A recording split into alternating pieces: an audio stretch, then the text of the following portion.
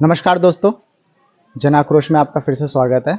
जैसे कि आपको हमने पहले पिछले वीडियो में बताया था कि हम लोग एक मुहिम चला रहे हैं। जो हमारे माननीय सांसद नए नवनिर्वाचित हैं, राजाराम कुशवाहा जी के पास डालमिया नगर और मकराइन और डेहरी को जो पुल जोड़ती है, उसके चालू करवाने के लिए हम लोग एक कैंपेन चला रहे हैं, सिग्नेचर कैंपेन। उसके तहत हम लोग आए हुए हैं और मकराइन जो सबसे ज़्यादा प्रभावित गाँव है इस पूरे क्षेत्र में, इस पुल के बंद होने से, जिस पुल के वजह से यहाँ का कारोबार और लोगों के जनजीवन में बहुत ज़्यादा प्रभाव पड़ा है। तो यहाँ के लोगों से इनके क्या तकलीफ़ें हो रही हैं, क्या दुख हो रहा है, उसके बारे में बात करते हैं। चाचा, आपका नाम? राजेश कुमार गुप्ता।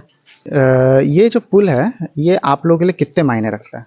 बहुत घाटा हो रहा है मानने की आदमी की, जनता के तकलीफ या कुछ सुनने वाला नहीं है। उपेंद्र को फतेह बहादुर है, वो भी नहीं सुन रहे हैं। कितने बार है हम लोग इसी निकाले, जुलूस निकाले पुल बनाने के लिए, डीएम कह दिए कि हो जाएगा हो जाएगा हो जाएगा, तो कुछ नहीं हुआ अभी तक। फतेह बहादुर जो यहाँ के विधायक हैं? जी, सिटिंग विधायक जी। अच्छा, डीएम साहब से आप लोगों ने जो मांग रखी थी, तो डीएम साहब की तरफ से क्या आश्वासन मिला? और जो अभी कच्ची सड़क जिससे हम लोग अभी हो करके आए हैं, जी, तो ये तो उसका और दुर्ग्रस्त है। जो भी यात्री जाते हैं, फैमिली बैठा के जाएंगे, स्लिप करता है, गिर जाते हैं। गिर जाता है। ठीक? अभी 1-2 महीने में बरसात स्टार्ट हो जाएगी। हाँ, बस 15 दिन में बरसात स्टार्ट हो जाएगा, हालत खराब हो जाएगा, देख लीजिएगा आप। बिल्कुल। तो चाचा, आपकी क्या डिमांड है? हमारे जो अभी माननीय सांसद अभी चुने गए हैं, जी, उनसे क्या डिमांड है? पिछले सांसद से आपने क्या डिमांड रखी थी? अरे सड़क के तो बारे में तो बोल ही गया था, लेकिन कोई सुने तुम ना।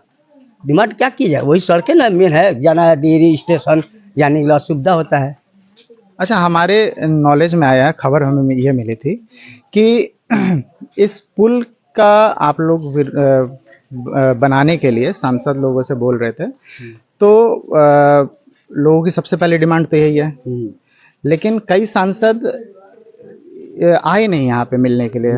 जैसे कि हमारे जो भी सांसद के उम्मीदवार थे, कोई भी इस पुल के बारे में बोलने के लिए तैयार नहीं है। अभी तक कुछ तैयार, उपेंद्र कुशवाहा थे तो ये नहीं दिए, तो यहाँ गाँव से एक भी वोट नहीं मिला उतना। कहाँ मिला?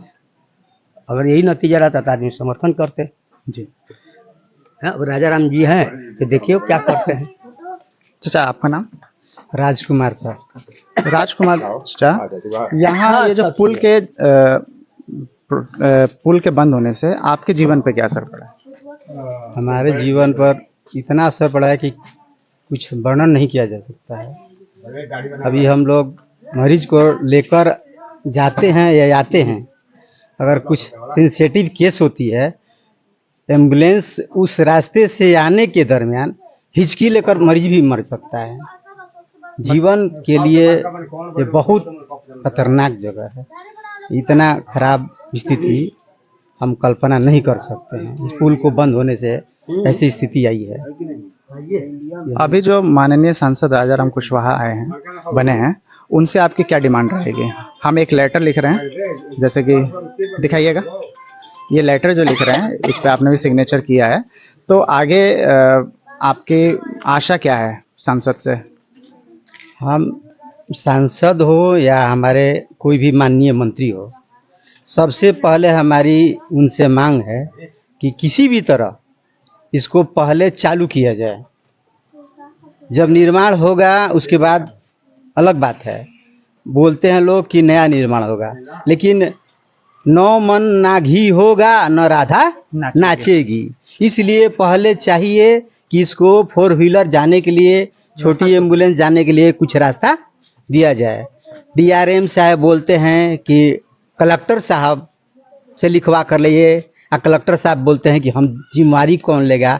इसमें पेच फंसी हुई है। मतलब एक अधिकारी दूसरे अधिकारी पर दोष डालकर निकल जाते हैं और हम लोग वहीं के वहीं पिस रहे हैं। 2 पाटन के बीच में हम लोग पीस रहे हैं। तो इस बार आप लोगों ने तो वोट किया ही होगा? हम लोग वोट किए हैं। तो पहले हमारे सांसद थे महाबली प्रसाद, जो सिटिंग थे। जी। तो उनके जगह पर सीट दिया गया उपेंद्र कुशवाहा को। तो उपेंद्र कुशवाहा भी पहले थे महाबली प्रसाद से, तो ये भी कुछ नहीं किया। क्षेत्र के लिए, इसलिए हम लोग उनको रिजेक्ट कर दिए। अभी नए सांसद हमारे राजाराम हुए हैं, अभी तो शपथ लेकर हो सकता है आए, तो फिर उनके सामने हम लोग प्रस्ताव रखेंगे और जन आक्रोश के माध्यम से भी उनके पास ये पहुंचती है तो अच्छी सी बात है कि वो इस पर ध्यान दें और इसका कुछ विकल्प निकालें, जिससे कि जान माल की क्षति खत्म बंद हो। चाचा आपका नाम क्या है? शेषनाथ सिंह। शेषनाथ चाचा, ये बताइएगा कि इस पुल के बंद होने से, क्योंकि जितने भी प्राइवेट स्कूल हैं बड़े बड़े वो डेहरी की तरफ ही हैं, तो बच्चों के आने जाने में और बच्चों की पढ़ाई लिखाई पे इसका क्या असर पड़ रहा है? बहुत असर है, बच्चों के लिए बहुत असर है। जो है अभी रोड बन जाने से बहुत बढ़िया आदमी जाता था आता था जो है सब। अभी इधर से पुलिया किनारे से रेलवे लाइन क्रॉस करके जाते थे, कितनी दुर्घटना हो जाएगा, क्या हो जाएगा, कितना मर जाएंगे, क्या हो जाएगा। कोई ठीक है, कोई मान लीजिए पार किया पर उधर से गाड़ी आ गई, जी जी, तब मार के चला जाएगा। इससे बहुत असर है। रोड बन जाने से आदमी साग सब्जी ले जा रहा है बेचने, आराम से रोड से ले जाता था जो है। इधर से बहुत दिक्कत है, मतलब कि जो स्थानीय जो रोजगार है उस पर भी बहुत असर पड़ा, बहुत असर पड़ा है। अच्छा, ये बताइएगा चाचा कि अभी बरसात का दिन स्टार्ट हो जाएगा, सुनने में आया इस बार सामान्य से 25% ज़्यादा बारिश होने की आशंका है, तो सोन नदी में उफान आएगा ही। तो ये जो अभी कच्ची सड़क बनी है, इस कच्ची सड़क पे भी पानी आने का संभावना है। अगर इस पे पानी आ जाएगा तो आप लोगों का जनजीवन फिर कैसे चलेगा? वही आना जाना बंद हो जाएगा सब पूरी तरीके से। अब सोन में पानी बढ़ जाएगा, ऊपर चढ़ जाएगा तो गाड़ी उड़ी सब बंद हो जाएगा, आना जाना इस बंद हो जाएगा, इस तरफ और उस तरफ दोनों बंद हो जाएगा, बंद हो जाएगा। अभी आपकी तत्काल स्तर पे क्या डिमांड है? बन जाए कैसे होगा, बन जाए, बनवा दें जो है ये लोग। भाई इतना दूर के आदमी हुरका बेरकप नासरीगंज के जो बस गाड़ी आने जाने में दिक्कत हो रहा है, विक्रमगंज के स्कूल से नीचे घुमा के ला रहा है डलमिया नगर होकर, कम से कम ऐसे रहेगा तो सीधे जाएगा। जो उधर के आदमी है नासरीगंज तरफ के, उन लोग को भी बहुत दिक्कत है, फैमिली लेके आते हैं नाला में गिर जाते हैं नदी किनारे जी जी, जो है स्लिप करके, ऐसे है खाड़ी है पूरा जो है बोल्डर है, इसमें गिर जा रहा है, बरसात में तो और गिरेगा जो है। कई बार हमें सुनने में भी आया हुआ है कि बरसात, खास तौर पे बरसात में लोगों के फिसलने पे और पैर हाथ टूटने का बहुत सारी रिपोर्ट मिली है। हाँ ये सही है? हाँ सही है। अच्छा, ये बताइएगा कि जब इस तरफ से गाड़ी बस वगैरह नहीं जा रही हैं, तो मान लीजिए आपको पटना जाना है, तो फिर आप लोग कैसे मैनेज करते हैं, कैसे आप लोग क्या करते हैं कि अब पटना जाना है तो हम लोग के लिए तो मान लीजिए दिक्कत नहीं है, रोड पर गाड़ी खड़ा हो जाता है, चल जाएंगे। मान लीजिए हम लोग रोड पे गए, भाई बस आया चले गए जो है भाई। लेकिन जो आदमी बाहर से आ रहा है आरकोट, लेकिन जो बाहर से आ रहा है नहीं, आर कोठा से आते हुए निकल जाता है। पटना के लिए। अच्छा, मथुरी पुल जो है पार करके वैसे बस आ रही, घूम करके आ रही है, कहने का मतलब वही तरफ से घूम करके। नमस्कार। पहले कुछ गाड़ियां जो है यदि गुमटी की तरफ से घूम करके आ रहा है जी, और उसके बाद में कुछ गाड़ियां हैं जो मेन गाड़ियां हैं तो सब नासरीगंज होते हुए थी, अकोड़ी गोला होते हुए आर कोठा से निकल करके पटना चल जा रही है। अच्छा, हम लोगों ने एक पिछली बार भी आज से लगभग 3-4 महीने पहले एक सिग्नेचर कैंपेन चलाया था, यानी कि आप लोग मकराइन के ज़्यादा लोग प्रभावित हैं, तो इसलिए हम लोगों ने लेटर लिखवाया था माननीय प्रधानमंत्री जी को, और प्रधानमंत्री कार्यालय से वो जो लेटर था वो रेलवे को अग्रेषित हुआ था, ट्रांसफ़र कर दिया गया था। रेलवे ने जो जवाब दिया उसमें कि ये पुल, पहले तो उन्होंने स्वीकार किया कि ये पुल जो है हमारे जो उसका गार्टर है ऊपर का वो हमारे अंडर में आता है, इसके जवाबदेह हम हैं। और उन्होंने फिर बताया कि हमने रेलवे मिनिस्ट्री को भेज दिया है कि आप इसके लिए बजट एलोकेट कीजिए ताकि हम फिर से गार्टर का निर्माण कर सकें हटा करके। तो क्या उस सिग्नेचर कैंपेन में आप लोग भी थे? हमको मालूम नहीं है सर। अच्छा, आपको मालूम ना उस समय? हाँ, ठीक है। हाँ थे, आप थे? हाँ थे उसमें सिग्नेचर किए थे हम। सिग्नेचर किए थे जी। तो उसके बाद आपके पास रिप्लाई आपके पास भी आया नहीं, होगा? कुछ नहीं आया। अच्छा, जैसा कि कुछ साथियों के पास रिप्लाई आया था तो उन्होंने यही चीज़ बताया था कि रेलवे की संपत्ति और रेलवे जो है इसकी जवाबदेह है, और जैसे ही बजट पास होता है फिर मंत्रालय की तरफ से, तो हम जो है काम चालू करेंगे। तो अब जैसे कि आप लोगों ने मिल करके मकराइन और टेहरी के लोगों ने मिल करके एक काम तो करवा दिया है कि सर्वेक्षण करवा दिया है रेलवे के द्वारा। बजट कितना होगा उसका आंकलन हो चुका है, मिनिस्ट्री के पास रिपोर्ट जा चुकी है। तो अब राजा राम कुशवाहा जी के लिए तो आसान हो गया ना। हाँ, आसान तो हो गया है, लेकिन बात सर हम यही कहेंगे, देखिए हम ज़्यादा घुमा फिरा कर बात नहीं करेंगे। हम चाहेंगे कि जो अभी जो डाइवर्सन जो रास्ता अभी है, इतने जर्जर स्थिति में है सर ना, कि अभी तो मान लीजिए सूखा का मौसम है, आदमी किसी तरह आ जा रहा है, चल जा रहा है, लेकिन जब ही बरसात का मौसम आएगा आदमी के चलना मुश्किल हो जाएगा, पैदल चलना मुश्किल है, गाड़ी तो दूर की बात रही, पैदल आदमी लोग यहाँ से वहाँ तक पार नहीं कर सकेंगे। और मान लीजिए कि जो चढ़ान है, फिसलन इतना ज़्यादा रहता है कि माने जैसी चक उधर से मान लीजिए गाड़ी पर सामान लेकर के, दुकान का सामान लेकर, चाहे बाजार के सामान, कोई भी सामान अगर गाड़ी पर लेकर के आइए, चाहे चढ़िए, उतरने में गाड़ी फिसल कर गिर जाता है लोग। दो को रास्ता है, एगो जीटी रोड पुल की तरफ से है, एक यहाँ से है, मैं पुल के बगले से है, सीधे पाली काली मई की तरफ जाता है, एगो सीधे जीटी रोड पुल की तरफ चढ़ जाता है। अच्छा सर हम यही चाहेंगे कि जितना जल्द हो सके, कम से कम अगर वो पुल बन नहीं रहा है तो कम से कम ये रास्ता कम से कम मरम्मत कर जाएगी, ताकि आम पब्लिक को आने जाने में सहूलियत हो। मतलब आप चाहते हैं कि कम से कम बस ट्रक नहीं तो कम से कम छोटी गाड़ी मोटरसाइकिल आने भर जगह दे दी जाए। हाँ, मोटरसाइकिल, 4 चक्का 2 चक्का गाड़ी आने जाने के लिए कम से कम जगह रहेगा सर, आदमी जीवन परेशान नहीं होगा आदमी।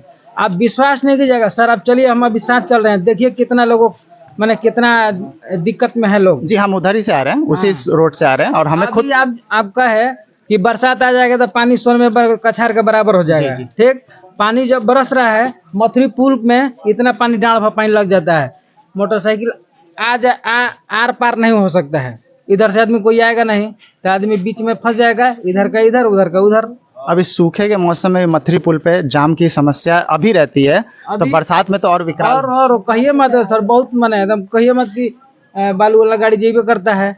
अब देखे हम कई बार खुद फंसे हैं सर। अच्छा, हाँ गाड़ी फंस जाला में। चाचा आप बुजुर्ग व्यक्ति हैं यहाँ पे, पहले भी यहाँ पे जो है आने जाने का जो रास्ता था वो रेलवे जो क्रॉसिंग था उस टाइप का था, उससे समतल था और हम लोग आ जा सकते थे। पुल बनने के बाद आप लोगों के अंदर एक आशा जगी कि अब जाम नहीं लगेगा, ट्रेन आने और जाने का इंतज़ार नहीं करना पड़ेगा। लेकिन आज लगभग तकरीबन 1.5 साल से ये पुल जो है बंद है।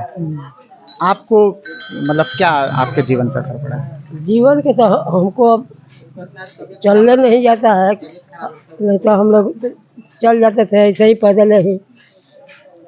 आपके परिवार में, घर परिवार में जो लोग होंगे उनको तो बहुत तकलीफ होती होगी। बहुत कहीं का है, बाल बाजार भी जाना है तो कपारे लेके जाना है, कोई साधन नहीं है जाने का।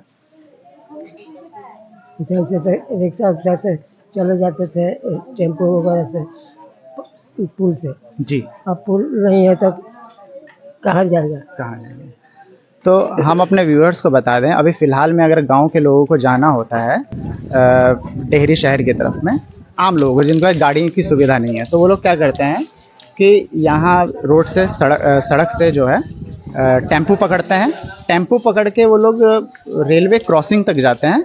रेलवे क्रॉसिंग पे टेम्पो उतारता है, उसके बाद वो अपने जीवन को रिस्क पे रख के, क्योंकि 5-5 रेलवे लाइनें हैं हमारे डेहरी रूट पे, तो अब कभी भी किसी भी तरफ से गाड़ी आ सकती है, ट्रेनें आ सकती है।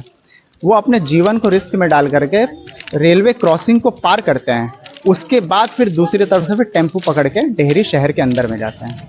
तो ये एक जीवन को रिस्क में लाने के बराबर भी है। आपका नाम क्या है सर? धर्मेंद्र जी, आप डेहरी आना जाना तो होता ही होगा। जी। डेहरी आने जाने के क्रम में आपके साथ क्या क्या समस्याएं होती हैं? बहुत समस्या होती है। परसों दिन मैं तो साइकिल से जा रहा था, गिर गए, वहाँ चोट भी लगा यहाँ पे थेवना में। अच्छा। इतना दिक्कत हो रही है कि हम लोग क्या बताएं, कोई सामान भी भारी नहीं ला सकते हैं कि मतलब सामान लाने में भी 300-400 रुपया टेम्पो वाला ले रहा है। अच्छा, मतलब कि इतना समस्या है। मतलब जान को तो क्षति है ही, साथ साथ माल और आपकी आर्थिक क्षति भी है। जी जी जी, इसलिए कोई सामान भी थोड़ा सा भी लाना है तो 300 रुपया से कम टेम्पो वाला ले रहा है, और अच्छा, भी बहुत समस्या जा रही है। ये बताइए, अभी तो सूखे का मौसम है, सूखे के मौसम में आप गिर जा रहे हैं, बरसात में क्या हाल होगा? अरे इतना बहुत सारा कंकड़ है कि बाइक से आदमी छटक के गिर जाता है। गिर जाता अभी भी। तो परसों दिन एक लेडीज और जेंट्स गिर गए वहाँ पे, जो ढलान है वहाँ पे फिसल गया गाड़ी, बाइक वाला। अच्छा, अभी हम लोग जो राजा राम कुशवाहा जी को लेटर लिख रहे हैं, इसमें आपको नए सांसद से आपको क्या उम्मीद है? अब ये सब तो कुछ भी है, आगे समय बताएगा। आगे समय बताएगा वो क्या करेंगे, अब क्या नहीं करेंगे अब वो बताएंगे। करना है काम कि नहीं करना है अब वो बताएंगे। ठीक, के रोजगार पे क्या असर पड़ा है? इसके लिए तो पूरे माने गांव पर, रोजगार पर, सब पर असर पड़ा है। आने जाने के लिए जो है बहुत समस्या है। मान लेते हैं किसी पेशेंट को लेकर के जाना है तो रास्ते में दम तो टूट ही जाएगा, अगर रात बिरात अगर वो जा रहे हैं तो पैसे भी छिना जाएंगे, उसकी कोई गारंटी नहीं है। अच्छा, पैसा भी छिनाने का डर है? हाँ, पैसा भी छिनाने का डर है। वहाँ कब लूटे जाएंगे हम, उसकी कोई गारंटी नहीं है।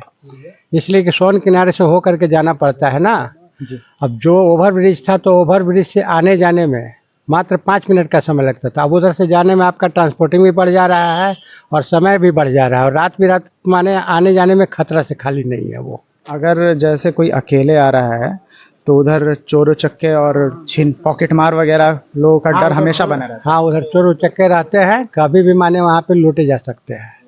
अच्छा, डॉक्टर साहब, पेशेंट के हिसाब से आपके बिजनेस पे या फिर कहें कि लोगों के स्वास्थ्य पे क्या असर पड़ा है और लोगों को कितनी तकलीफ हो रही है?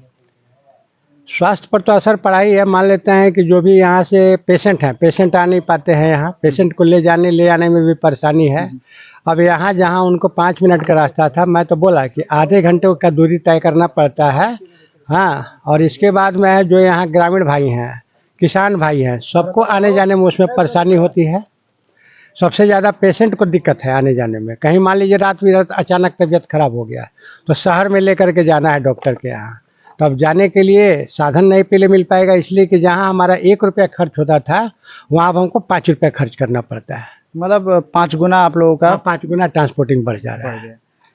हम अपने व्यूअर्स को बताना चाहते हैं कि इस क्षेत्र का जो लोकल हॉस्पिटल है या कहें सरकारी हॉस्पिटल जो सबसे बड़ा है वो डेहरी में है, और डेहरी ही मुख्य है जो जीवन रेखा है यहाँ के लोगों के लिए। ये बात हो रही थी मकराइन के कुछ लोगों से, और उन्होंने जैसे कि अपनी पीड़ा बताई कि उन्हें कितनी पीड़ा हो रही है इस पुल के बंद होने के चलते। बाकी और अगर आपके क्षेत्र की कोई समस्या है तो हमें बताएं। हमारा नंबर डिस्क्रिप्शन बॉक्स में है, आप हमें कॉल कर सकते हैं। तब तक के लिए जन आक्रोश को दीजिए इजाज़त। नमस्कार।